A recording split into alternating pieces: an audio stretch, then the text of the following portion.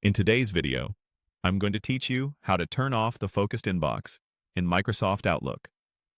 If Outlook is splitting your mail into focused and other, and you prefer a single chronological view, this walkthrough will help. We'll do this in Outlook on the web, and it only takes a minute. Start by opening your web browser and going to Google. In the search box, type Outlook, then press Enter. In the results, choose the official Outlook website. That will take you to Outlook on the web. If you're not already signed in, Outlook will ask you to sign in so you can access your mailbox. Once your inbox loads, look toward the top of the page for the View option. Click View to open the display menu.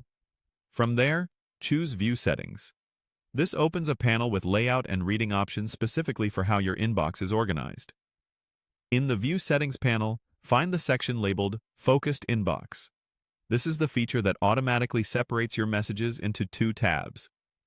Focused for messages Outlook believes are important, and Other for everything else. If you miss emails or just prefer to manage your own prioritization, turning this off is a good choice. Under Focused Inbox, select Don't Sort My Messages. This tells Outlook to stop splitting your mail into Focused and Other, and to show everything together in one unified list. After selecting that option, make sure to click Save.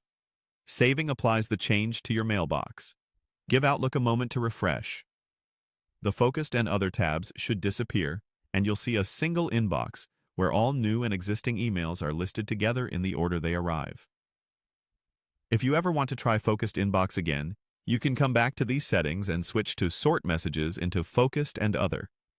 A few quick tips as you wrap up. If you don't immediately see the View button, maximize your browser window or look for a menu that condenses icons when the screen is narrow.